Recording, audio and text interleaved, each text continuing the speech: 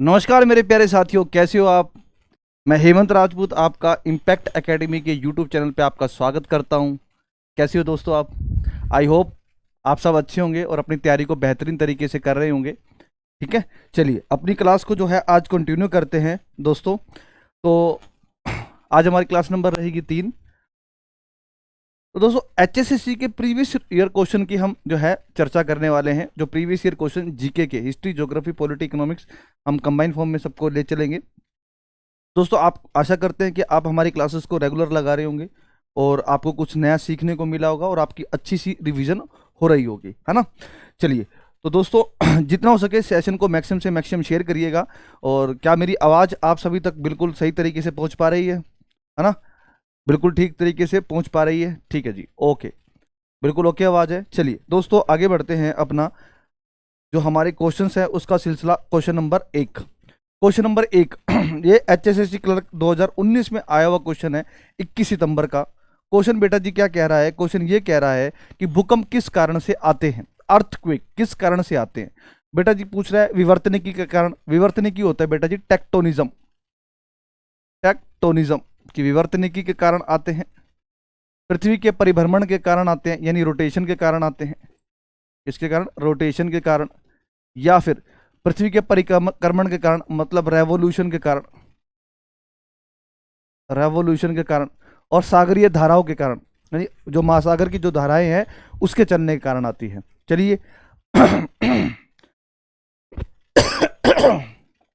चलिए सॉरी। तो दोस्तों बात करते हैं हम अपने कि इसका आंसर क्या हो सकता है। देखो इसका सिंपल सा आंसर होगा, आप कोशिश करेंगे, जी हाँ, कोशिश कोशिश को साकार करो। आंसर आएगा प्लेट विवर्तनिकी, टेक्टोनिज्म। बेटा जी टेक्टोनिज्म में प्लेट विवर्तनिकी, प्लेट टेक्टोनिज्म की जो थ्योरी दी थी किसने दी थी। Plate tectonic theory, plate tectonic theory जो देने वाला जो व्यक्ति था, उस व्यक्ति का नाम क्या था, हैरी हिस था। उस व्यक्ति का नाम था हैरी हिस। इसने ये थ्योरी दी थी। इसने कहा था धरती के नीचे, धरती के नीचे क्या पाया जाता है, भूकंप, by sorry I am sorry, धरती के नीचे पाई जाती हैं प्लेटें। प्लेटें जो है बड़ी बड़ी और कई कई 100 किलोमीटर मोटी, कई कई के 100 किलोमीटर चौड़ी, जो क्या होती है, प्लेटें होती है। ये जो प्लेटें हैं, जैसे मान लो ये प्लेट है, 2 प्लेटें, अगर 2 प्लेटें आपस में अगर टकराएंगी या एक दूसरे से अलग होंगी, या फिर प्लेटें क्या होंगी, ऊपर नीचे प्लेटें होंगी, तो इससे क्या होता है, भूकंप आने की संभावना होती है। तो ये भूकंप आने का जो सबसे बड़ा कारण माना जाता है वो प्लेटों की मूवमेंट, धरती के नीचे जो प्लेटें पाई जाती है उनकी मूवमेंट होता है। ठीक है, चलिए बाकियों को भी डिस्कस कर लेते हैं कि जो आपका रोटेशन है, रोटेशन के कारण बेटा जी दिन और रात बनते हैं। रोटेशन के कारण क्या बनते हैं, आपके दिन व रात बनते हैं। रोटेशन के कारण दिन और रात बनते हैं। रेवोल्यूशन के कारण आपका ऋतु परिवर्तन होता है। ऋतु परिवर्तन, ऋतु परिवर्तन होता है। आई बात समझ में। सागरीय धाराओं के कारण क्या होते हैं, समुद्र में ज्वार भाटे वाली जो घटना होती है वो होती है। चलिए अगले क्वेश्चन पे आ जाते हैं दोस्तों। चलिए एक बार एक और चीज बता देता हूं मैं आपको यहां से। जो भूकंप होता है बेटा जी, भूकंप, स्टडी ऑफ अर्थक्वेक, भूकंप का अध्ययन क्या कहलाता है बेटा, सिस्मोलॉजी कहलाता है। ये भी याद रखना। हालांकि पहली क्लास में मैंने आपको भूकंप के ऊपर एक क्वेश्चन आया हुआ क्वेश्चन था, उसमें मैंने बताया था आपको। तो ये भी याद रखना, भूकंप के अध्ययन को क्या कहा जाता है, सिस्मोलॉजी कहा जाता है। वह यंत्र जिसके द्वारा भूकंप को मापा जाता है उसको क्या कहा जाता है, सिस्मोग्राफ कहा जाता है। वह यंत्र जिसके द्वारा भूकंप को मापा जाता है उसको क्या कहा जाता है, सिस्मोग्राफ कहा जाता है। वह यंत्र जिसके द्वारा भूकंप की तीव्रता मापी जाती है, तीव्रता मतलब इंटेंसिटी, वो होता है बेटा रिक्टर पैमाना, रिचर स्केल कहते हैं उसको, रिचर स्केल कहते हैं, रिक्टर पैमाना कहते हैं, याद रखना। भूकंप का अध्ययन आपका सिस्मोलॉजी कहलाता है। ठीक है, और भूकंप, वह यंत्र जिसके द्वारा भूकंप मापा जाता है उसको कहते हैं सिस्मोग्राफ। वह यंत्र जिसके द्वारा भूकंप की तीव्रता मापी जाती है वो होता है बेटा रिक्टर पैमाना, रिचर स्केल होता है। Do you get my point. अगला क्वेश्चन, निम्नलिखित में से कौन सा विश्व का सबसे बड़ा महासागर है। बेटा जी क्या पूछ रहा है, महासागर पूछ रहा है, महासागर। तो बताइए, कोशिश करिए। जी हाँ, पहली कोशिश आपकी होनी चाहिए, आपको देखते ही दिमाग में क्वेश्चन आना चाहिए कि देखो ये क्वेश्चन जो है हरियाणा का अंदर जो ग्राम सचिव का एग्जाम हुआ था उसमें ये आया हुआ क्वेश्चन है कि विश्व का सबसे बड़ा जो महासागर है बेटा जी कौन है। जी हाँ, कोशिश किया करो बेटा जी। तो इसकी जो सबसे बड़ा महासागर है बेटा जी वो कौन सा होगा, प्रशांत महासागर होगा। देखो विश्व का सबसे बड़ा जो महासागर है इस ऑप्शन के मुकाबले, वैसे तो आपको पता ही है कि प्रशांत महासागर है। विश्व का सबसे बड़ा महासागर कौन सा है बेटा? पैसिफिक ओशन, प्रशांत महासागर है, प्रशांत महासागर है। दूसरा बड़ा महासागर होगा बेटा जी, वो होगा अटलांटिक महासागर, वो होगा अटलांटिक महासागर, अटलांटिक महासागर। तीसरा सबसे बड़ा महासागर कौन सा होगा बेटा जी? हिंद महासागर, इंडियन ओशन।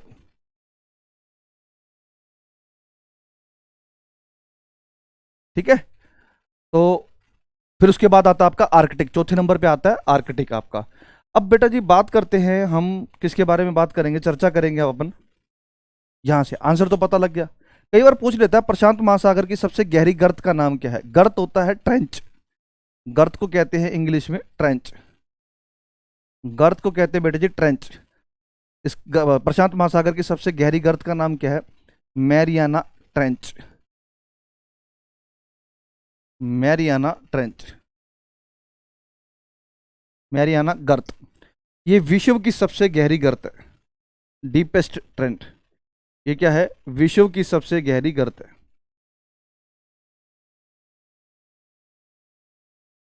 विश्व की सबसे गहरी गर्त, ठीक है। कौन सी है? मैरियाना। कौन से महासागर में है? प्रशांत महासागर में है। अपने इंडिया के साथ लगता है हिंद महासागर। हिंद महासागर की सबसे गहरी गर्त का नाम क्या है बेटा? जावा गर्त, जावा गर्त। इसी जावा गर्त को सुंडा गर्त के नाम से भी जाना जाता है। इसी जावा गर्त को बेटा जी सुंडा गर्त के नाम से भी, सुंडा ट्रेंच के नाम से भी जाना जाता है। तो आपको ये महासागरों के बारे में आपको पता होना चाहिए, ठीक है। जो आपका अटलांटिक ओशन है ये एस आकार की शेप का है, ठीक है। ये सेकंड लार्जेस्ट ओशन है और ये एस आकार की आकृति का है, अटलांटिक ओशन। चलिए उसके बाद बात करते हैं बंगाल की खाड़ी और हिंद महासागर से कौन से चक्रवात उत्पन्न होते हैं। देखो आप एक चीज समझिएगा, मैं आपको एक कंसेप्ट बताने वाला हूं, ठीक है। उसके लिए आपको थोड़ा सा पेशेंस रखना पड़ेगा, क्वेश्चन की एक्सप्लेनेशन को ढंग से सुनना पड़ेगा। अबे ये वाइट आ गया, ब्लैक लेना पड़ेगा अपने को, ठीक है।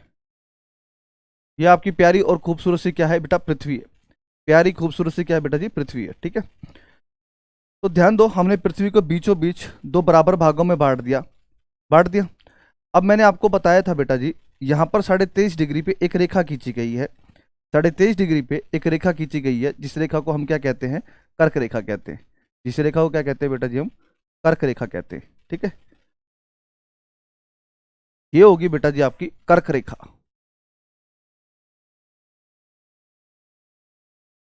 और ये आपकी मकर रेखा, कर्क रेखा और मकर रेखा, ठीक है। और आपको एक बात अच्छे से पता है, खूबसूरत तरीके से आपको ये बात 100% तरीके से पता है कि भारत के बीचों बीच से क्या निकलती है? कर्क रेखा गुजरती है। भारत के बीचों बीच से क्या गुजरती है बेटा? कर्क रेखा गुजरती है। इस प्रकार से भारत के बीचों बीच से, भारत के 8 राज्यों से कर्क रेखा गुजरती है। अब बेटा जी अब आपको अच्छे से पता है कि जो भारत का ये वाला एरिया है इसको कहा जाता है बंगाल की खाड़ी। क्या कहा जाता है? बीओबी, बंगाल की खाड़ी। और जो ये भारत के ये वाला पश्चिमी एरिया है इसको क्या कहा जाता है बेटा? अरब सागर कहा जाता है। इसको कहा जाता है बेटा जी अरब सागर, ठीक है। और नीचे की तरफ जो ये ओशन है, ये ओशन है, इसको क्या कहा जाता है? हिंद महासागर कहा जाता है, हिंद महासागर कहा जाता है। अब बेटा जी आप खुद बताओ, आपको मैंने बताया था कर्क रेखा से मकर रेखा के जो बीच का क्षेत्र होता है इसको क्या कहते हैं? कर्क रेखा से मकर रेखा का जो बीच का क्षेत्र होता है, कर्क रेखा से मकर रेखा के बीच का जो क्षेत्र होता है इसको उष्ण कटिबंधीय क्षेत्र कहते हैं। याद है या नहीं है? इसको क्या कहते हैं बेटा जी? उष्ण कटिबंधीय क्षेत्र कहते हैं। इसको क्या कहेंगे बेटा? उष्ण कटिबंधीय क्षेत्र कहते हैं। तो देखो अब ये वाला एरिया अरब सागर और बंगाल की खाड़ी और हिंद महासागर वाला किसके क्षेत्र के अंदर आया? उष्ण कटिबंधीय क्षेत्र में आया। तो यहाँ पर जो भी चक्रवात होंगे, जो भी तूफान आएंगे उसको क्या कहा जाएगा? उष्ण कटिबंधीय चक्रवात। सिंपल सी बात है, इसकी एक्सप्लेनेशन ये बिल्कुल टका के है। तो आप खुद बताओ इसका आंसर क्या होना चाहिए? पश्चिमी चक्रवात, उष्ण कटिबंधीय चक्रवात, पूर्वी चक्रवात या समशीतोष्ण चक्रवात। तो आपको पता ही है, मैंने अभी डायग्राम से समझाया। तो आंसर क्या हो जाएगा बेटा जी इसका? उष्ण कटिबंधीय चक्रवात हो जाएगा। क्या हो जाएगा बेटा? उष्ण कटिबंधीय चक्रवात। देखो हरियाणा पुलिस कांस्टेबल 31 अक्टूबर 2021 में आया हुआ क्वेश्चन है बेटा जी। कितना प्यारा और कितना खूबसूरत सा क्वेश्चन है ना। बस थोड़ा पता क्या होता है कि एग्जामिनर की जो अप्रोच होती है वो सिर्फ अप्रोच इतनी होती है कि वो थोड़ा कंसेप्ट वाइज क्वेश्चन पूछ लेता है। तो बिल्कुल बेटा जी घबराना नहीं है, घबराना किसी चीज का सोल्यूशन नहीं होता। आपको जो भी आपने पढ़ा है, कभी भी देखो एग्जाम में कई बार क्वेश्चन ऐसे आ जाते हैं कि मान लो आपके सब्जेक्ट, मान लो हिस्ट्री हो गया, ज्योग्राफी हो गया, पॉलिटी, इकोनॉमी या कोई भी सब्जेक्ट हो गया, उस क्वेश्चन को पढ़ो और फिर उस सोचो कि यार ये चीजें कहाँ पड़ी हुई है, थोड़ा लॉजिक लगाने की कोशिश किया जो करो। तो देखो इसके अंदर लॉजिक लगना था, वो लॉजिक मैंने आपको अच्छे से समझाया है। कितना प्यारा और खूबसूरत सा क्वेश्चन है ना। चलिए तो दोस्तों अगले क्वेश्चन पे आते हैं, अगले क्वेश्चन पे आते हैं। अगला क्वेश्चन क्या है, रूपांतरित चट्टान का उदाहरण क्या है। रूपांतरित चट्टानें होती क्या है बेटा जी। रूपांतरित बोले तो मेटामॉर्फिक, इंग्लिश में कहते हैं इसको मेटामॉर्फिक, मेटामॉर्फिक रॉक्स कहा जाता है। क्या कहता है इसको, मेटामॉर्फिक रॉक्स कहा जाता है। ठीक है, मेटामॉर्फिक रॉक्स कहा जाता है। संगमरमर, कोयला, शेल या बलुआ पत्थर। देखो रूपांतरित चट्टानें वे चट्टानें होती हैं जो चट्टानें क्या करती है, अपना रूप बदल लेती है। जब अवसादी चट्टानें या आग्नेय चट्टानें अपना रूप बदल लेती हैं तो वो कौन सी चट्टानें कहलाती है, रूपांतरित चट्टानें कहलाती हैं। जब अवसादी चट्टानें, है ना, जब अवसादी चट्टानें या आग्नेय चट्टानें अपना रूप बदल लेती हैं तो वे कैसी क्या कहलाती हैं, आपकी जो है रूपांतरित चट्टानें कहलाती है। आप देखो इसमें से रूप बदला हुआ आंसर कौन सा आएगा, संगमरमर। इसको इंग्लिश में मार्बल कहते हैं। ये किसका बदला हुआ रूप है, आप कहोगे सर संगमरमर। ये लाइमस्टोन, चूना पत्थर, चूना पत्थर एक तरह की अवसादी चट्टान है। चूना पत्थर एक प्रकार की अवसादी चट्टान है। जब इसका मेटामॉर्फिज्म होगा तो ये मार्बल में बदल जाएगा, संगमरमर, संगमरमर में बदल जाएगा। ठीक है, जो कोयला है यह एक अवसादी चट्टान है, यह एक अवसादी चट्टान है, अवसादी। बलुआ पत्थर भी कैसी चट्टान है, अवसादी चट्टान है। और शैल भी कौन से प्रकार की चट्टान है, अवसादी चट्टान है। तो ये तीनों की तीनों कैसी चट्टानें, अवसादी चट्टानें हैं। संगमरमर कौन सा हो जाएगा, आपका रूपांतरित चट्टानें हो जाएगा। Do you get my point. चलो आपसे यहां से एक और बता देता हूं। यहां से अगर कोयले का मेटामॉर्फिज्म हुआ, अगर कोयले का मेटामॉर्फिज्म हुआ, या तो ये बदल जाता है ग्रेफाइट में, या तो ये बदल जाएगा बेटा जी ग्रेफाइट में, या फिर ये बदलेगा डायमंड में, हीरा। या फिर किस में बदलता है बेटा जी, डायमंड, हीरे में बदल जाता है। अगर बेटा जी बात करते हैं शेल की, शेल का अगर मेटामॉर्फिज्म हुआ तो ये किस में बदल जाता है, शिस्ट में या स्लेट में।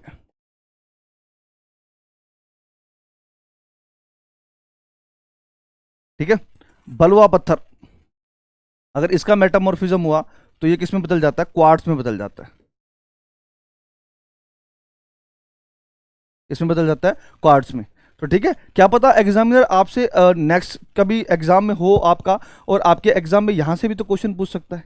एग्जामिनर की ये भी तो अप्रोच हो सकती है कि वो आपसे इन एग्जाम्पलों में से कुछ पूछ सके। तो रूपांतरित चट्टानें वे चट्टानें होती हैं जब अवसादी चट्टानें या आग्नेय चट्टानें अपना रूप बदल लेती है तो उसको रूपांतरित या कायांतरित चट्टानें कहा जाता है। ठीक है, तो बेटा जी याद रखना, रूपांतरित चट्टानों का उदाहरण जो हैगा वो रूप बदला हुआ होगा। जैसे जैसे आप देखो कोयले का रूपांतरित रूप क्या कहलाता है, ग्रेफाइट और डायमंड। तो ग्रेफाइट और डायमंड कौन से प्रकार की चट्टान होगी है, जी हाँ रूपांतरित चट्टान होगी है। तो बलुआ पत्थर अवसादी चट्टान था, जब इसका रूप बदला किसमें बदल गया, क्वार्ट्ज में। ये कौन से प्रकार की चट्टान हो जाएगा, क्वार्ट्ज। अब जी हाँ क्वार्ट्ज हो जाएगा आपका रूपांतरित चट्टान। शैल एक प्रकार की अवसादी चट्टान है, अगर इसका रूप बदला तो ये किसमें बदल गया, शिस्ट या स्लेट में बदल जाएगा। Do you get my point. ठीक है बेटा जी, चलिए आगे बढ़ते हैं। मजा आ रहा है पढ़ने में बेटा जी। देखो स्पीड तो बढ़ानी पड़ेगी पढ़ने की, है ना, प्रैक्टिस ज़्यादा से ज़्यादा तो हमें करनी पड़ेगी। तो होगा यही कि प्रीवियस ईयर क्वेश्चन के हम ज़्यादा फोकस कर सकते हैं, उसके आसपास के क्वेश्चनों को सारों को एनालिसिस कर देंगे, है ना, ताकि आपका सब्जेक्ट पे और टॉपिक पे अच्छे से पकड़ हो जाए। बात करते हैं मध्यमंडल की। मध्यमंडल में तापमान, बेटा ये वायुमंडल का क्वेश्चन है। ये किसका क्वेश्चन है, वायुमंडल का क्वेश्चन है। याद करो वायुमंडल में मैंने बताया था ये 0 किलोमीटर जहां पर इस वक्त आप और मैं हम बैठ के पढ़ रहे हैं, या हम धरती के धरातल पे इस वक्त खड़े हैं। अब धरती के ऊपर की तरफ जाना चाहें तो हम कितने जा सकते हैं, इन्फिनिटी तक जा सकते हैं। धरती के धरातल तक की बात करें हम कहाँ तक जा सकते हैं, धरती के, हम कहेंगे सर हम इन्फिनिटी तक जा सकते हैं, यानी कि कोई लिमिट नहीं है। ठीक है, तो 0 से लेके जो 16 किलोमीटर तक होता है ये वायुमंडल की पहली परत होती है, जिसको क्या कहा जाता है, समताप मंडल कहा जाता है। 16 से लेके बेटा जी 50 किलोमीटर, सॉरी 0 से लेके 16 किलोमीटर तक इसको वायुमंडल की पहली परत होती है, जिसको क्षोभ मंडल कहा जाता है, ट्रोपोस्फियर कहा जाता है। क्या कहा जाता है, ट्रोपोस्फियर। 16 से लेके 50 किलोमीटर तक ये वायुमंडल की दूसरी परत है, जिसको क्या कहा जाता है, समताप मंडल कहा जाता है। क्या कहा जाता है बेटा जी, समताप मंडल। बेटा टेम्परेचर का कंसेप्ट बता रहा हूं, ठीक है, ध्यान से सुनना। 50 से लेके 80 किलोमीटर तक, ये वायुमंडल की बेटा जी तीसरी परत है। इसको क्या कहा जाता है? मध्यमंडल कहा जाता है।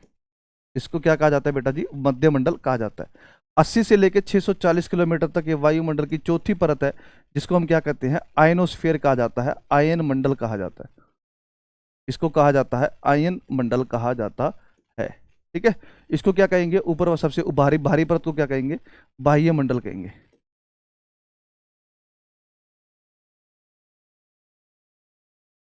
ठीक है, क्या कहेंगे? बाह्य मंडल कहेंगे। अगर बेटा जी मैं इस चीज को टेम्परेचर के पॉइंट ऑफ व्यू से समझाना चाहूँ, ध्यान से सुनना, यहाँ से टेम्परेचर का कंसेप्ट बताने वाला हूँ। क्या पता अगली बार वो मध्यम मंडल की जगह किसी और का पूछ ले। तो मान के चलो ये जो पॉइंट है, मैं एक सेंटर पॉइंट बना रहा हूँ समझाने के लिए। ये जो पॉइंट है, ठीक है, जैसे ही हम क्षोभ मंडल में ऊपर की तरफ जाते हैं तो तापमान कम होता है। तो हम इस तरफ जा रहे हैं, इस तरफ का मतलब क्या है? माइनस, मतलब टेम्परेचर कम हो रहा है। अगर इस तरफ जाएंगे तो मतलब प्लस, मतलब टेम्परेचर बढ़ेगा। तो क्षोभ मंडल में होता क्या है? क्षोभ मंडल में 165 मीटर ऊपर जाने पर क्या हो जाता है? 1 डिग्री तापमान कम हो जाता है। 165 मीटर ऊपर जाने पर 1 डिग्री तापमान क्या हो जाता है? कम हो जाता है। ठीक है, तो क्षोभ मंडल। उसके बाद समताप मंडल में ओजोन परत तक तापमान कांस्टेंट रहता है। उसके बाद फिर तापमान बढ़ता है, क्योंकि ओजोन परत कहाँ पाई जाती है? समताप मंडल में पाई जाती है। ये ओजोन परत है। ये क्या है? ओजोन परत है। ठीक है, तो क्षोभ मंडल जहाँ खत्म होता है और जहाँ ओजोन परत शुरू होती है, यहाँ पर तापमान एक समान रहता है। Temperature is equal to constant. फिर तापमान बढ़ता है, फिर मध्य मंडल में तापमान एकदम से गिरावट आ जाती है, या माइनस में 100 डिग्री सेल्सियस तक तापमान चला जाता है। ये वायुमंडल की सबसे ठंडी परत है। क्या है? वायुमंडल की सबसे ठंडी परत है। उसके बाद टेम्परेचर बढ़ता है और सबसे गर्म कौन सा हो जाएगा? टेम्परेचर सबसे ज्यादा हो जाता है वायुमंडल में। तो ये वायुमंडल की सबसे गर्म है। ये क्या है? वायुमंडल की सबसे गर्म, और ये वायुमंडल की क्या है? सबसे ठंडी। ठीक है, तो यहां पर देखो आप, टेम्परेचर क्या कर रहा है? कम हो रहा है, ज्यादा हो रहा है, या स्टेड है? आपको कि सर कम हो रहा है ना? तो यही तो क्वेश्चन पूछा है। देखो कितना डेप्थ में जाके क्वेश्चन, कितना कंसेप्चुअल क्वेश्चन पूछा है। मध्य मंडल में तापमान पहले घटेगा, फिर बढ़ेगा, दूसरा घटेगा, तीसरा क्षोभ मंडल के समान ही रहेगा, चौथा बढ़ेगा, या अप्रत्याशित, मतलब आपको नहीं करना चाहते, आप इसकी कोशिश नहीं करना चाहते। ये 2023 के अंदर ग्रुप सी, हरियाणा सीईटी के ग्रुप में पेपर में आया हुआ क्वेश्चन है। तो आप देखो मध्य मंडल के अंदर तापमान क्या हो रहा है? तापमान में गिरावट आ रही है। ठीक है, तो घट रहा है। आंसर क्या आएगा इसका? घट रहा है। ठीक है, याद रखोगे। ये टेम्परेचर का कंसेप्ट है वायुमंडल का, जहां से क्वेश्चन पूछा जाता है, तो आपको इस चीज के ऊपर विशेष रूप से फोकस करना है। ठीक है, चलिए, तो तापमान वाला कंसेप्ट हो गया है। अगले क्वेश्चन पे आ जाओ। भूगोल शब्द का निर्माण सबसे पहले किसने किया? भूगोल शब्द का निर्माण जो है सबसे पहले किसने किया? आपको पता होना चाहिए। इसका आंसर क्या आएगा? क्लास में कई बार मैंने इस चीज को बड़े बताया है। इसका आंसर आएगा इरेटोस्थनीज। इसका आंसर क्या आएगा बेटा जी? इरेटोस्थनीज आएगा। ठीक है, इरेटोस्थनीज। क्यों आएगा इरेटोस्थनीज? इसने एक बुक लिखी थी, उस बुक का नाम क्या था? जियोग्राफिया। इसी शब्द से ज्योग्राफी वर्ड बना हुआ है।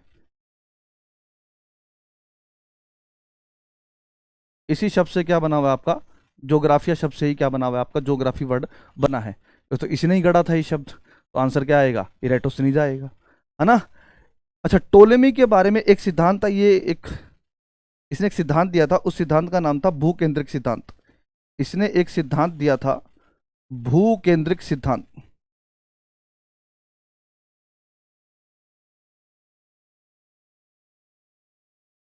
भूकेंद्रिक सिद्धांत किसने दिया था? टोलेमी का था। ठीक है, तो ये यहां से भी क्वेश्चन पूछा जा सकता है टोलेमी से, कि भूकेंद्रिक जियोसेंट्रिक थ्योरी, भूकेंद्रिक सिद्धांत, जियोसेंट्रिक थ्योरी किसने दी थी? आंसर क्या आएगा बेटा जी? जी हाँ, टोलेमी ने दी थी। एक होता है आपकी हेलियोसेंट्रिक थ्योरी, सूर्य केंद्रिक सिद्धांत। एक होता है आपका सूर्य केंद्रिक सिद्धांत।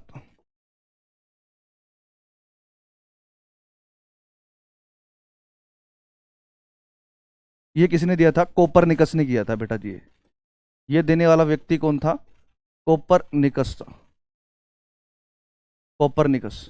ठीक है, कोपरनिकस ने जो सूर्य केंद्रिक सिद्धांत दिया था। ठीक है बेटा जी, चलिए अगले क्वेश्चन पे आ जाते हैं। विश्व में कुल समय क्षेत्रों की संख्या कितनी? ये टाइम जोन पूछ रहा है। ये क्या पूछ रहा है बेटा जी? कुल टाइम जोन की संख्या पूछ रहा है। ये बेटा जी टॉपिक एक आपका ज्योग्राफी के अंदर आता है, जिसका नाम है लैटिट्यूड और लॉन्गिट्यूड। ये उस टॉपिक से पूछा हुआ क्वेश्चन है। हरियाणा पुलिस कांस्टेबल 2 नवंबर 2021 को ये है क्वेश्चन पूछा गया है। ठीक है, समय जोनों की जो है क्या पूछी गई है आपसे? संख्या पूछी गई है। तो दोस्तों आपको पता होना चाहिए, इसकी एक्सप्लेनेशन का बहुत बढ़िया तरीका है कि आपको पता है कि हर 15 डिग्री पे क्या बनाया गया है, एक टाइम जोन बनाया गया है। हर 15 डिग्री पे क्या बनाया गया बेटा जी, एक टाइम जोन बनाया गया है।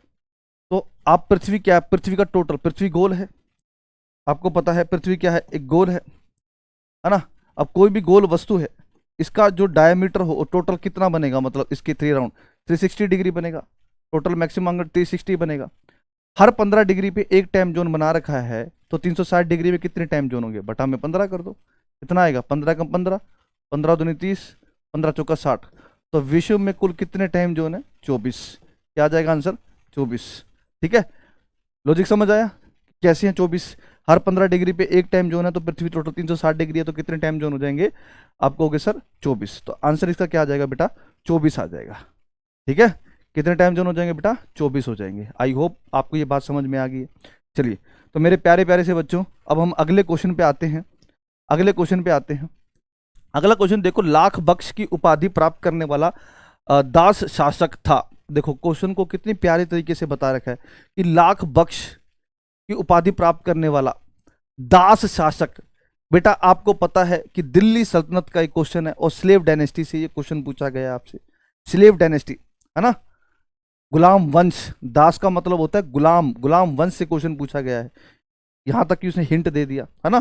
तो आप देखो कि लाख बख्श, और ऑप्शन दे रखा है इल्तुतमिश, रजिया, सुल्तान, कुतुबुद्दीन ऐबक और बलबन। ये हरियाणा जो है टीजीटी विज्ञान परीक्षा 7 फरवरी 2016 को ये क्वेश्चन पूछा गया है। बड़ा ही प्यारा और बड़ा ही खूबसूरत सा क्वेश्चन है। देखो सिंपल सा आंसर है इसका। इसका पहले मैं आंसर बता देता हूँ, फिर मैं इसकी एक्सप्लेनेशन बताऊंगा। ये कहा जाता है कुतुबुद्दीन ऐबक को। किसको कहा जाता है, कुतुबुद्दीन ऐबक को कहा जाता है। इसकी एक्सप्लेनेशन ये है बेटा जी कि आप देखोगे, आई एम सॉरी, आप देखोगे कि दिल्ली सल्तनत स्टार्ट होती है। दिल्ली सल्तनत, दिल्ली सल्तनत, दिल्ली सल्तनत के अंदर एक वंश आता है जिसका नाम है गुलाम वंश। गुलाम वंश, और गुलाम वंश की स्थापना करता है 1206 के अंदर कौन, कुतुबुद्दीन ऐबक। कौन करता है, कुतुबुद्दीन ऐबक। ऐबक ये मोहम्मद गोरी का गुलाम हुआ करता था। कौन, मोहम्मद गोरी का क्या हुआ करता था, गुलाम। जब ये सत्ता पे बैठता है, ये लाखों का दान करता था, इसलिए इसको क्या कहा जाता था, लाख बख्श कहा जाता था। ये लाखों का दान कर दिया करता था, ठीक है, इसलिए इसको क्या कहा जाता है, लाख बख्श कहा जाता है। ये बहुत ही सुरीली आवाज में कुरान पढ़ता था। बहुत ही कुरान पढ़ता था, है ना। मुस्लिमों की जो होती है कुरान, वो पढ़ता था, क्योंकि मुस्लिम तो ये था ही, तो कुरान पढ़ता था, इसलिए इसको क्या कहा जाता था, कुरान खान भी कहा जाता है। कुरान खान, ठीक है। ये हाथियों को बहुत दान में देता था, इसलिए इसको पील बख्श भी कहा जाता है। इसको पील बख्श भी कहा जाता है, ठीक है। तो ये तीनों के तीनों इसी के नाम होंगे। आपको पता होना चाहिए कुतुबुद्दीन ऐबक क्या है, दिल्ली सल्तनत का संस्थापक है। इसी को ही क्या कहा जाता है, कुतुबुद्दीन ऐबक को दिल्ली सल्तनत का संस्थापक, दिल्ली सल्तनत का संस्थापक, फाउंडर, फाउंडर कहेंगे इसको, ठीक है। दिल्ली सल्तनत का संस्थापक किसको कहा जाता है, कुतुबुद्दीन ऐबक को कहा जाता है। ये वही कुतुबुद्दीन ऐबक है बेटा जी जिसने कुतुब मीनार का निर्माण शुरू करवाया था। शब्दों पे ध्यान देना, कुतुब मीनार का निर्माण शुरू करवाया था, कंप्लीट नहीं हुआ था, कंप्लीट किसी और ने करवाया था, अभी बताऊंगा मैं। इसने क्या किया था, कुतुब मीनार का निर्माण शुरू किया था, पर कंप्लीट किसी और ने किया था, बताऊंगा। इसी ने कुतुबुद्दीन ऐबक ने ही दिल्ली के महरौली के अंदर, महरौली के अंदर कुतुब मीनार, महरौली के कुतुब मीनार के जस्ट साथ में इसने एक मस्जिद बनवाई थी। उस मस्जिद का नाम क्या था, कुव्वत उल इस्लाम मस्जिद। कुव्वत उल इस्लाम मस्जिद। ऐसा माना जाता है कि ये भारत की सबसे पहली मस्जिद थी, भारत की सबसे पहली मस्जिद मानी जाती है ये। कुतुबुद्दीन ऐबक, इसी ने ही अजमेर के अंदर, इसी ने ही अजमेर के अंदर 2.5 दिन का झोपड़ा बनवाया था। अजमेर के अंदर क्या बनाया था बेटा, 2.5 दिन का झोपड़ा बनाया था। 2.5 दिन का झोपड़ा। एक्चुअली ये झोपड़ा था 2.5 दिन में बनकर तैयार हुआ था, इसलिए इसका नाम क्या रखा, 2.5 दिन का झोपड़ा, 2.5। डे में ये बन के तैयार हुआ था। ये कुतुबुद्दीन ऐबक की कुछ बातें हैं, आपको याद रखनी है, ठीक है। चलिए एक बात और बेटा जी याद रखेंगे, यहाँ से इल्तुतमिश के बारे में भी कुछ बता देता हूँ मैं आपको। Iltutmish is the real founder of Delhi सल्तनत। दिल्ली सल्तनत का वास्तविक संस्थापक कहा जाता है इसको, ठीक है। एक मिनट, दिल्ली सल्तनत का क्या कहा जाता है, इसको वास्तविक संस्थापक कहा जाता है। दिल्ली सल्तनत का वास्तविक संस्थापक,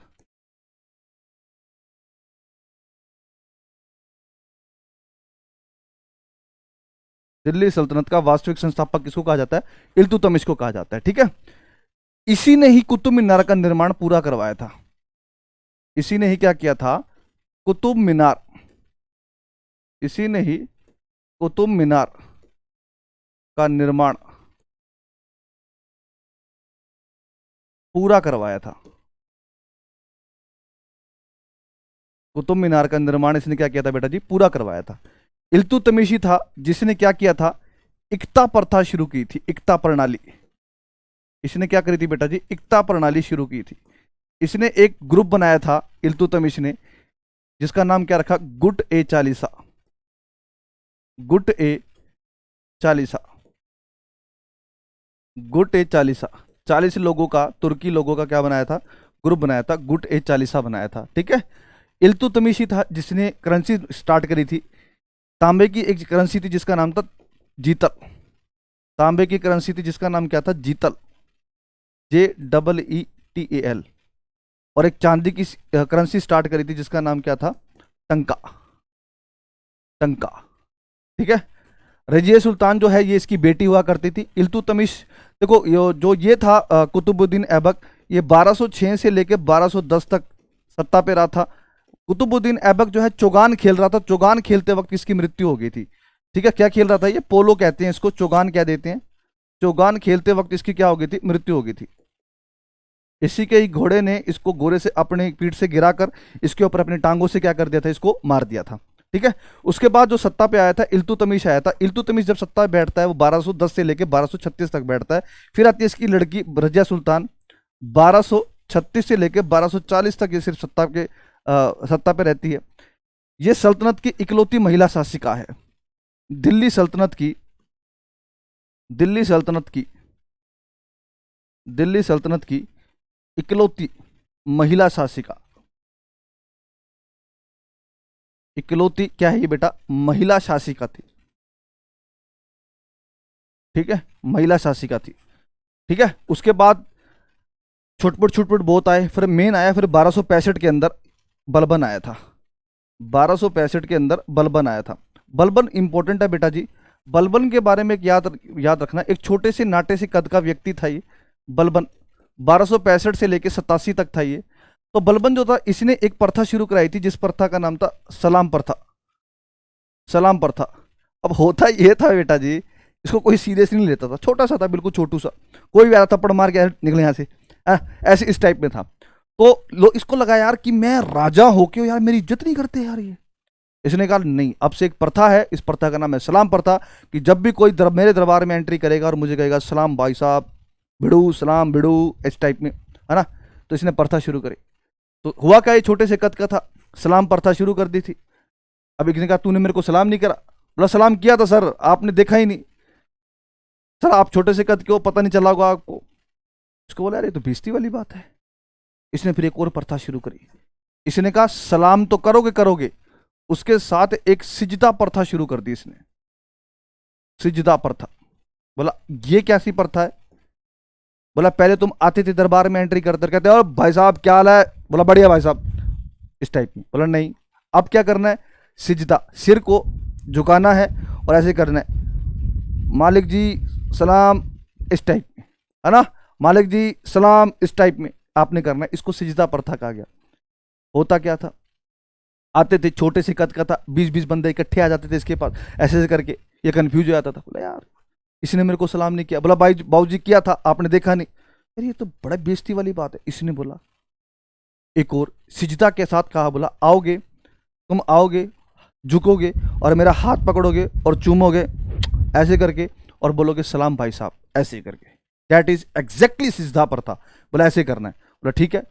बोला इससे पता लगेगा ना, जो मेरा हाथ पकड़ के चूमेगा तो पता तो चलेगा किसने करा है सलाम। बोला ठीक है। लोग आए, 20-20 लोग इकट्ठे आते थे, फटाफट हाथ चूमते थे। एक आधा ढेड़ ऐसा हुआ करता था, थूक के चला जाता था हाथ पे, इतना था थूक हाथ पे। बोला यार छी छी छी छी, ये तो बहुत माड़ी हो रही है। इसने कहा मैं और प्रथा शुरू करूंगा। उस प्रथा का नाम था पैबोस। आपको हंसी आ रही होगी बेटा, सच में ये ऐसी ही प्रथा थी। आपके इतिहास में आपको ये प्रथाएं शुरू हुई। पैबोस, पैबोस मतलब पांव। बोला आप तुम आओगे, बोला पाँव को छुओगे और बोलोगे सलाम।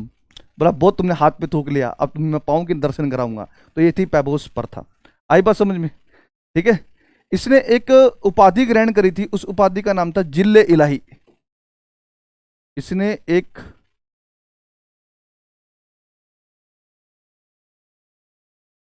जिल्ले इलाही करके एक इसने क्या करी थी, एक उपाधि ग्रहण करी थी बलबन ने। इसने रक्त और लौह की नीति अपनाई थी। ये कोई क्वेश्चन पूछा जाता है, रक्त एवं लौह की नीति अपनाने वाला दिल्ली का सल्तनत का शासक, तो वो कौन सा था? बलबन था। ठीक है। इसने जो इल्तुतमिश ने जो गुटे चालीसा बनाया था उसको खत्म कर दिया था। इसने बोला कोई नहीं है, भागो भाड़ में। क्योंकि गुटे चालीसा एक तरह का उसका ग्रुप हुआ करता था इल्तुतमिश के टाइम का, इल्तुतमिश ने बनाया था। वो उसकी हेल्प करते थे, कहीं भी लड़ाई झगड़ा होता था तो वो उनको बुलाया करता था, फैसले करवाया करता था, मेजर फैसलों में इनका रोल हुआ करता था।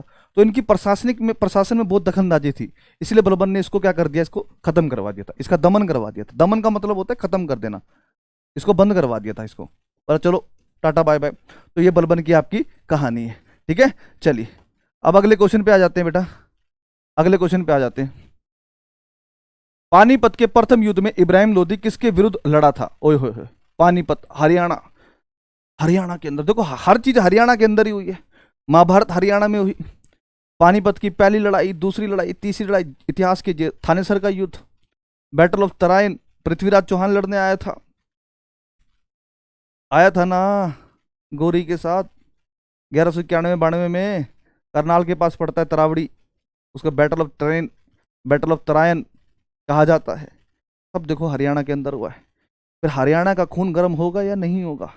होगा। फिर लोग पता नहीं क्यों कहते हैं कि हरियाणा के लोग जो हैं इतनी प्यार से बोलते हैं, लगते हैं जैसे लठ मार रहे हैं।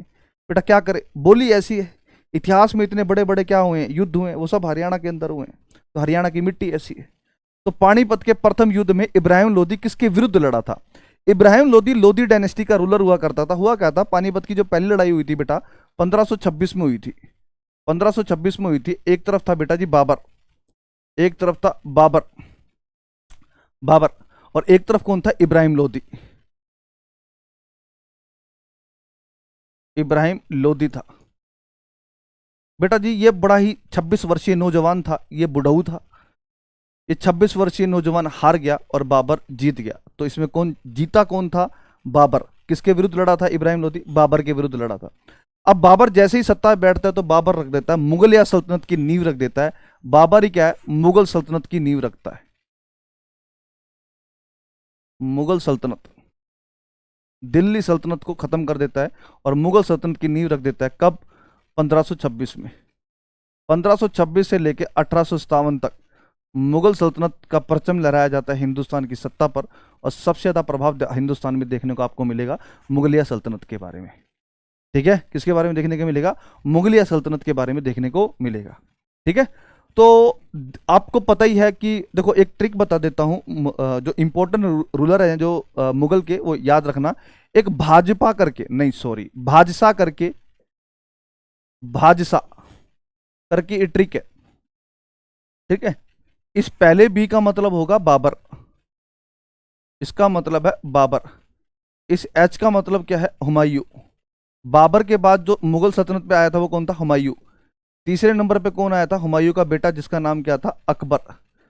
चौथे नंबर पे कौन आया था? जहांगीर आया था। चौथे नंबर पे कौन आया? जहांगीर आया। पांचवें नंबर पे आया था शाहजहां, जहांगीर का लड़का था शाहजहां। ठीक है, फिर कौन सा आया था लास्ट में? औरंगजेब आया था, औरंगजेब। बाकी भी और भी रूलर आए थे इसके बाद, पर हम मेजरली ये पूछते हैं, एग्जामिनर यही पूछता है इन 6 ने हिंदुस्तान की सत्ता पर 1526 से लेकर 1707 तक रूल किया था इन 6 ने मिलकर। 1526 में ये सत्ता पे बैठता है, 1530 तक ये बैठता है और 1530 में ये सत्ता पे संभाल लेता है। फिर 1556 के अंदर ये संभालता है। 1556 के बाद एक मिनट, ठीक है। तो फिर आता है आपका शाहजहां, फिर औरंगजेब।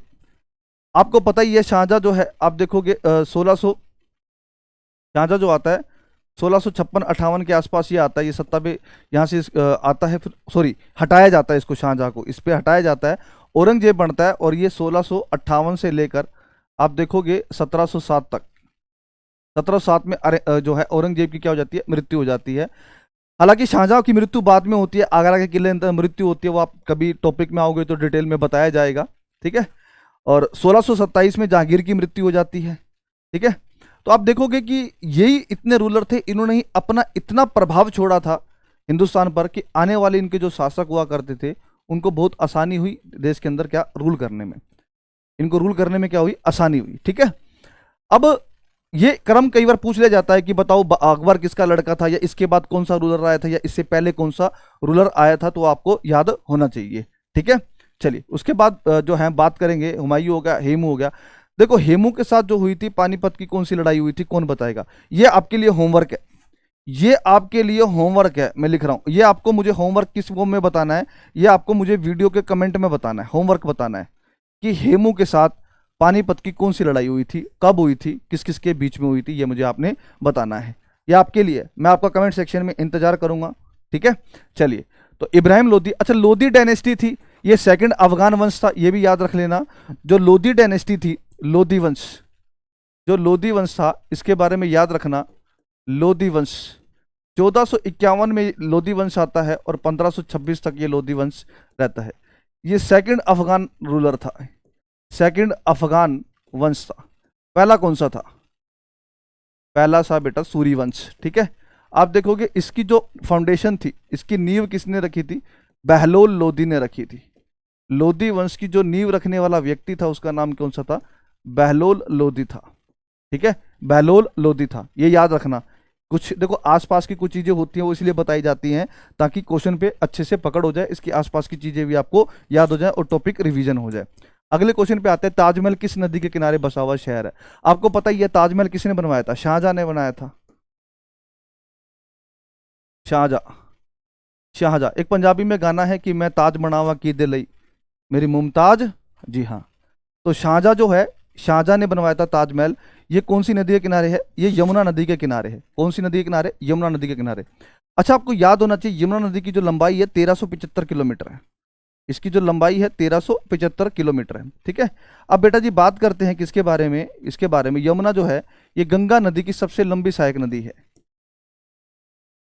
गंगा नदी की सबसे लंबी सहायक नदी है, गंगा नदी की सबसे लंबी सहायक नदी है। और आपको पता ही है गंगा नदी के बारे में, गंगा नदी को 4 नवंबर 2008 को राष्ट्रीय नदी का दर्जा दे दिया गया था, नेशनल रिवर, राष्ट्रीय नदी का दर्जा दे दिया गया था, ठीक है। और यह भारत की सबसे लंबी नदी है, यह भारत की क्या है बेटा? सबसे लंबी नदी है, यह भारत की सबसे लंबी नदी है। कावेरी नदी जो है इसको दक्षिण भारत की गंगा कहा जाता है। इस नदी को क्या कहा जाता है बेटा? दक्षिण भारत की गंगा कहा जाता है, दक्षिण भारत की गंगा कहा जाता है। कावेरी नदी जो है दक्षिण भारत की इकलौती सदाबहार नदी है, दक्षिण भारत की इकलौती सदाबहार नदी, दक्षिण भारत की इकलौती क्या है? सदाबहार नदी है। इस नदी पर एक वाटरफॉल है, उस वाटरफॉल का नाम क्या है? शिवम समुद्रम जलप्रपात, शिवम समुद्रम जलप्रपात कौन सी नदी पर है? कावेरी नदी पर है, ठीक है। ताप्ती जो है, ताप्ती नदी जो है ये पश्चिम की ओर प्रवाहित करने वाली दूसरी लंबी नदी है।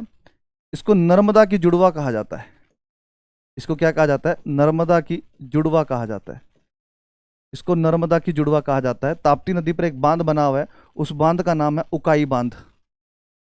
ये इंपॉर्टेंट है, कई बार एग्जामिनर पूछ लेता है, ठीक है, उकाई बांध पूछ लेता है। तो ये आसपास की चीजें आपको याद होनी चाहिए। चलिए अगले क्वेश्चन पे आ जाए। गुरुमुखी लिपि किसने शुरू की थी? गुरुमुखी, गुरुमुखी लिपि जो है ये सिखों के सेकंड गुरु हुआ करते थे। पहले थे गुरु नानक देव जी और दूसरे हुआ करते थे गुरु अंगद जी, इन्होंने शुरू की थी, ठीक है। पहले जो है सिख धर्म की स्थापना किसने की थी? गुरु नानक देव जी ने की थी। ये सिख धर्म के संस्थापक थे। ये क्या थे? सिख धर्म के संस्थापक थे। अमृतसर से शहर बसाने वाला जो गुरु था वो सिखों के चौथे गुरु थे, गुरु रामदास जी।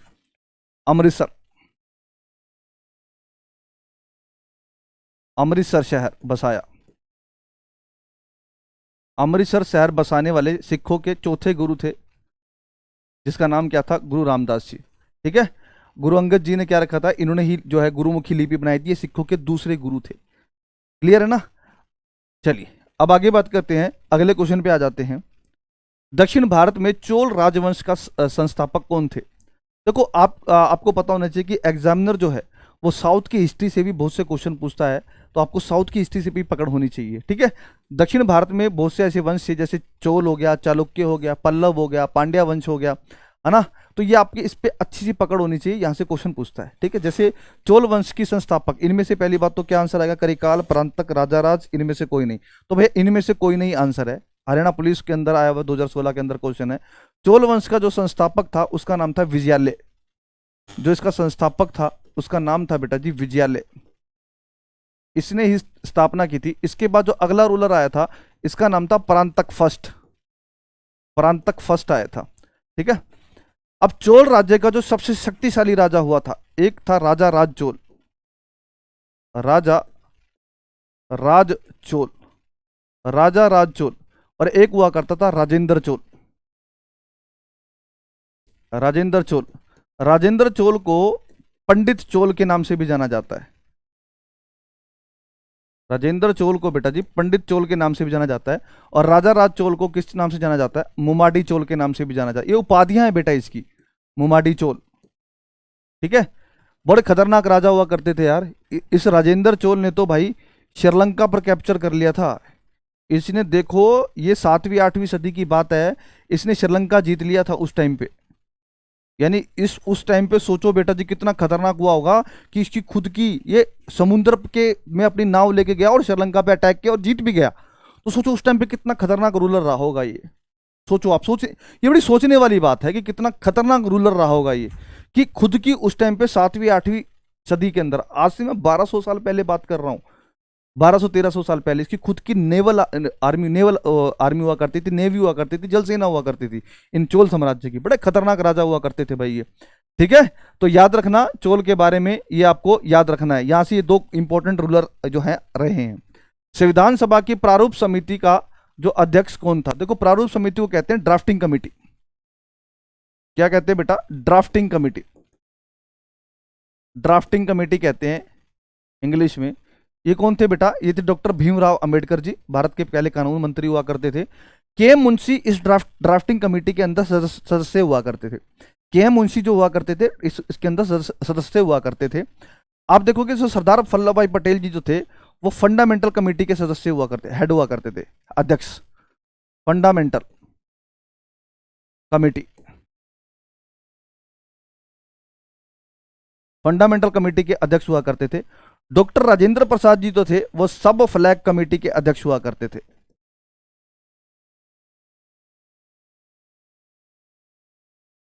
ठीक है। और डॉक्टर राजेंद्र प्रसाद जी भारत के पहले क्या थे? राष्ट्रपति थे, भारत के पहले राष्ट्रपति भी थे, ठीक है। और सरदार वल्लभ भाई पटेल भारत के पहले उप प्रधानमंत्री भी थे, ये भी याद रखना। भारत के पहले गृह मंत्री भी थे, भारत के पहले उप प्रधानमंत्री और भारत के पहले क्या थे बेटा जी? गृह मंत्री भी थे, याद रखना आपको। सरदार वल्लभ भाई पटेल, इन्हें लौह पुरुष के नाम से भी जाना जाता है, आयरन मैन, लौह पुरुष के नाम से भी जाना जाता है। यही जो व्यक्ति थे जो हिंदुस्तान को आज की डेट में बड़ा ही मजबूत तरीके से जोड़ा था इन्होंने। ये ना होते तो शायद पॉसिबल ना होता।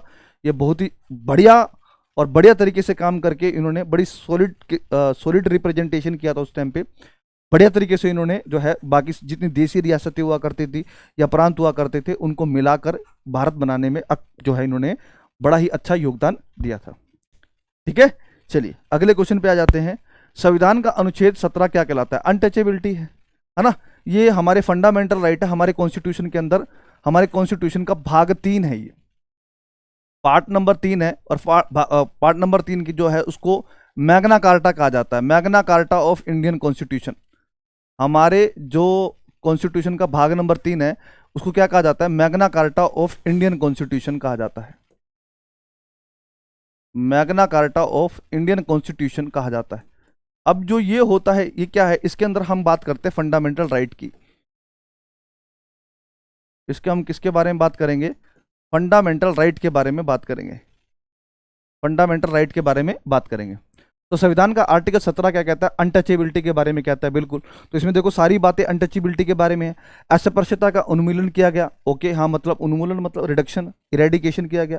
अस्पृश्यता का आचरण वर्जित है, बिल्कुल ठीक है भाई, अस्पृश्यता गलत है और अस्पृश्यता का व्यवहार एक अपराध है, बिल्कुल ठीक है। तो उपरोक्त सभी आंसर आएगा इसका क्या आंसर आएगा? उपरोक्त सभी। एसएससी पीजीटी राजनीतिक विज्ञान परीक्षा 2016 के अंदर ये क्वेश्चन आया हुआ है।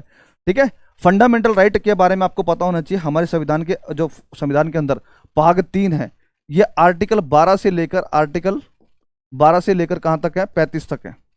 ठीक है, और फंडामेंटल राइट जो हमारे संविधान में कहां से लिए गए? यूनाइटेड स्टेट ऑफ अमेरिका से लिए गए। कहां से लिए गए बेटा? यूनाइटेड स्टेट ऑफ अमेरिका से लिए गए हैं। हमारे कॉन्स्टिट्यूशन के अंदर जो फंडामेंटल राइट है कहां से लिए गए हैं? जो है आपके फंडामेंटल राइट यूएसए से लिए गए हैं। अगर आपसे पूछ लेता फंडामेंटल ड्यूटीज के बारे में, वो कहां से ली गई है? हमारे संविधान के अंदर जो फंडामेंटल ड्यूटीज है बेटा जी, वो कहां से ली गई हैं? तो हमारे संविधान के अंदर फंडामेंटल ड्यूटी बेटा जी कहां से ली गई है? रूस से ली गई है, रूस से ली गई है। ठीक है, यूएसए की राजधानी याद रखना, यूएसए की राजधानी का नाम वाशिंगटन डीसी, जो कि पोटोमैक नदी के किनारे बसा हुआ शहर है। और यूएसए के अंदर जो याद रखना, इस बात को थोड़ा सा कनेक्ट कर देते हैं यूएसए की राजधानी से। यूएसए की राजधानी का नाम है वाशिंगटन डीसी, यूएसए की राजधानी का नाम है वाशिंगटन डीसी। ये पोटोमैक नदी के किनारे बसा हुआ शहर है, पोटोमैक नदी के किनारे बसा हुआ शहर है, पोटोमैक नदी किनारे बसा हुआ शहर है। इसी वाशिंगटन डीसी के अंदर वर्ल्ड बैंक और आईएमएफ के हेडक्वार्टर है। ये बड़े इंपॉर्टेंट है, वर्ल्ड बैंक और आईएमएफ के क्या है? हेडक्वार्टर है। इन दोनों को क्या कहा जाता है? जुड़वा के नाम से जाना जाता है, ट्विंस के नाम से। ठीक है, जुड़वा बहनें कह लो, जुड़वा भाई कह लो, इन दोनों को ट्विंस जुड़वा के नाम से जाना जाता है। ठीक है, अगला क्वेश्चन एक देख लेते हैं पिछला। हाँ, ये हो गया। अगले क्वेश्चन पे आ जाते हैं। निम्नलिखित में से संविधान के किस संशोधन अधिनियम ने राज्य में त्रिस्तरीय पंचायती राज व्यवस्था कायम की थी? त्रिस्तरीय मतलब 3 स्केल पे, त्रिस्तरीय, 3 टायर। कौन सा था वो? 73rd। कौन सा था बेटा? 73rd था, जिसके 3 टायर, जिसके अंदर 3 टायर क्या बनाई थी इन्होंने? पंचायती राज व्यवस्था जो है स्टार्ट की थी। मेरा आपसे एक क्वेश्चन है, क्वेश्चन ये है कि पंचायती राज व्यवस्था कौन सी समिति की सिफारिश पर जो है लागू की गई थी? आपसे कमेंट सेक्शन में आपसे मैं जानना चाहूंगा।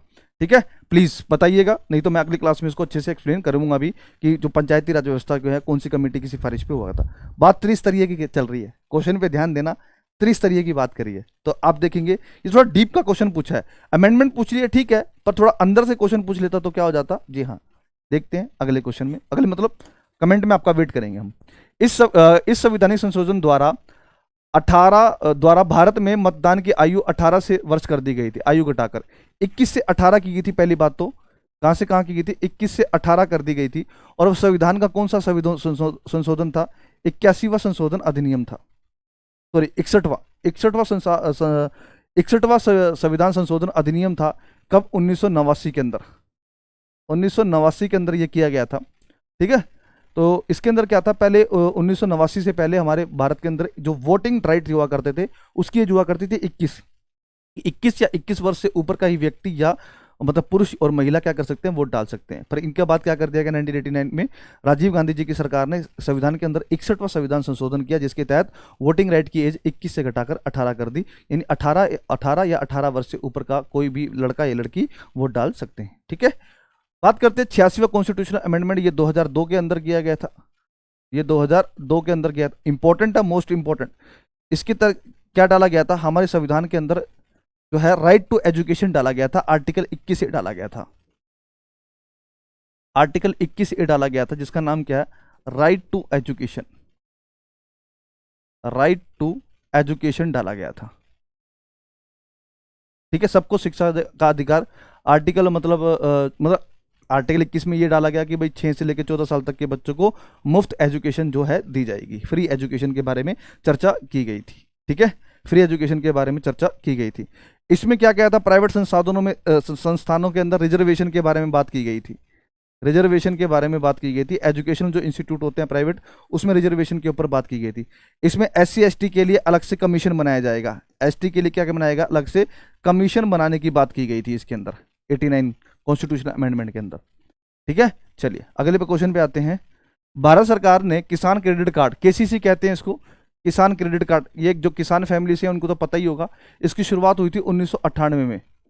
ठीक है, क्वेश्चन में क्या पूछा है, भारत में किसान क्रेडिट कार्ड की अच्छा योजना ही कब शुरू की गई है, आंसर 1998 में आएगा।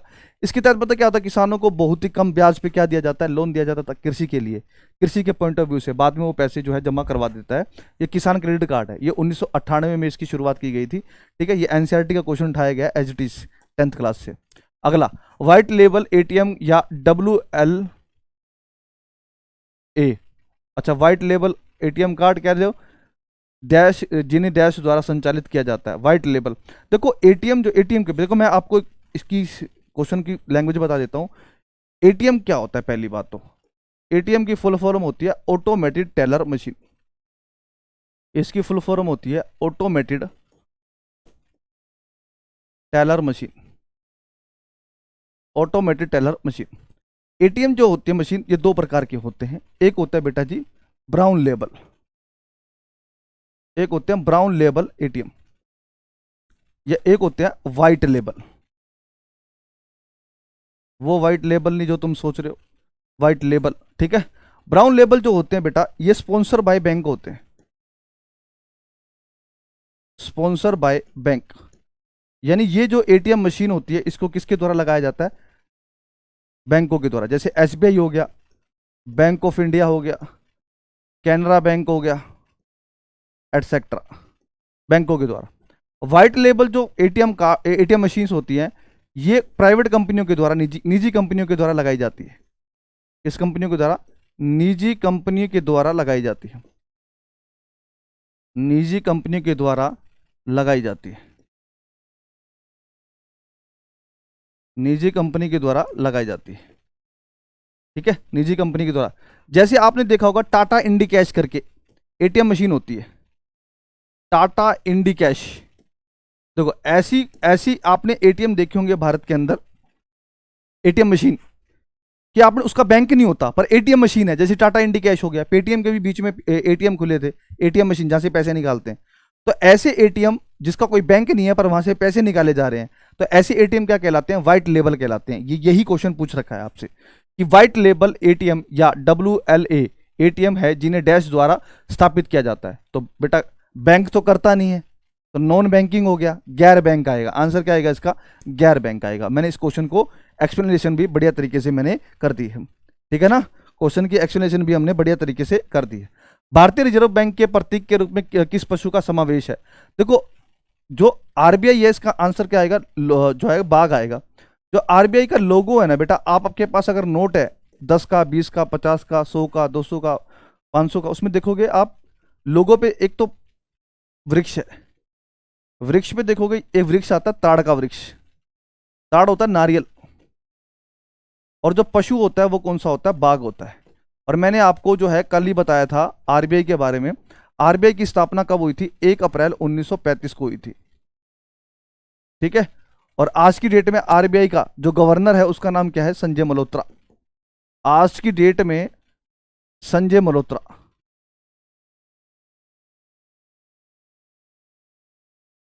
आई एम सॉरी यार, संजय मल्होत्रा।